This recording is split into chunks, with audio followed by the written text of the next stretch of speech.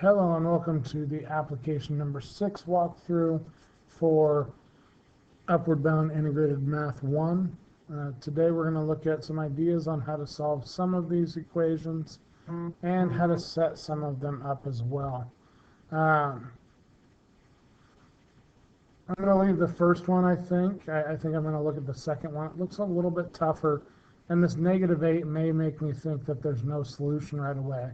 But I want to verify that. So the way I'm looking at that is I do want to get my y squared by itself. So I'm going to subtract 37. And over here they're going to cancel. I'll have -y squared equals. That looks like it's going to be -45. Now if -y squared equals -45, that means y squared by itself, I would just drop the negative. The other way that we know that we could get rid of a -1, which is really here, is we could divide by a -1. So I could think about dividing by a -1 on both sides, and that would do it as well. Either way, you'll end up with y squared equals 45. And then we would want to take the square root of both sides. That's our method for solving equations with squared variables. Is to take the square root. Now, you're not going to get an even number when you do this. If I go 45 and I have to do it in a different order on here, if I take the square root of 45, I'm going to get 6.708, blah, blah, blah. It's going to go on forever, in fact, but that tells me it's going to be about 6.7. And that's a good enough answer. Okay. I would just about guarantee on this one over here, you're also going to get a decimal. Just round it and you're good to go.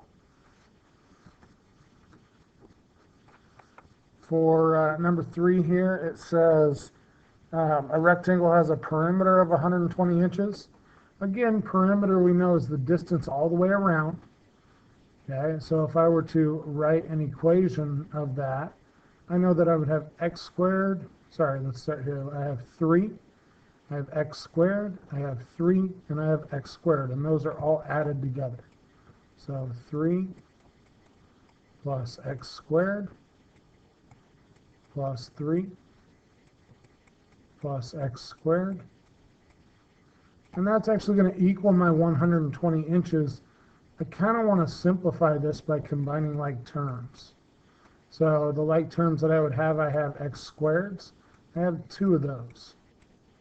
So we're going to get 2x squared, and then 3 plus 3 is 6. And that's going to equal my 120 inches. So as far as what my equation is, it's going to be just this part here. Okay. Now I want to solve this equation. So solving this equation, I'm going to subtract 6 from both sides. And so that's 114. And then just to double check, I get 57 when I divide both sides by 2. So x squared equals 57. And then again, I'm left with an x squared, so I do want to take the square root of both sides. Okay, square root and squared cancel each other out. And, oops, sorry. Wrong button there. Let's go right there. So then when I take the square root of that, I get about 7.54. We can just say 7.5 is pretty good. Okay. For my next one, it tells me that the area is 56 inches. Area of any rectangle is length times width, whichever way you want to look at that. So I'm going to have 4y squared is equal to 56. Okay. In order to solve for y squared, I need to divide both sides by 4. So here I'll go 50, nope, not 54. Do it again. 56 divided by 4 is 14. And I know that I'm going to have to take the square root, so I'm going to do that right now, and I get 3.7. So I know y squared equals 14, so y is 3.7. And there we go. The ones at the bottom I'm not necessarily going to do. I'll do one of them, but I do want you to have to think about the other ones, which after dealing with the stuff in class shouldn't be too difficult.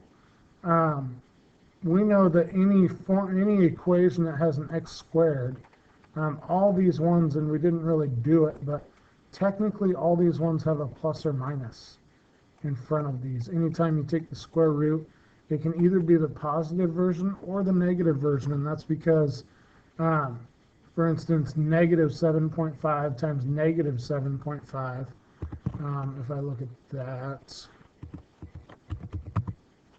yeah, times 7.5, and let's make that negative. It's not going to be exactly 57, but it's going to be close. Gives me about 56.25. It's not quite 57 because there was a lot of trailing digits here that would get it closer to 57. I don't know if you could put in enough decimal values to get exactly 57, but you could definitely get closer. But notice that if I use negative 7.5, it worked also. So most of the equations we look at have two real solutions, and that would be something of the form, and I just want an example that x squared, let's say, equals something exact that has exactly two solutions. Maybe x squared equals 25. I know that 5 times 5 is 25, but also negative 5 times negative 5 is also equal to 25. So it's some combination, or it would be a combination of those. The real solutions, the real answers would be x equals plus or minus 5. Okay? Or some people may write it as x equals 5 or negative 5. That's the long version of that same answer. Okay. But then thinking about when it has no real solution, we ran across a problem like this in the notes. So anything that matches up to that no solution, excuse me, it would fit in that category. So just come up with your own equation. You don't have to tell me what the answers are like I did. I just want to see this part of your equation. Okay. And then for one real solution, I think we ran across this in class also.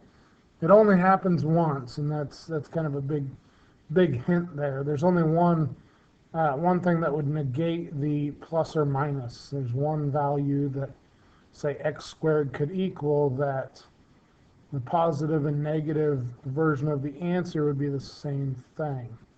So trying to dance around the answer to that without actually giving it, but you should have enough to go ahead and finish these. And I mean, realistically, we did most of it right here. So you're welcome. Sometimes I don't mind doing this. I think it's beneficial for everybody. So if you have any questions, let me know in class, and we will see you later.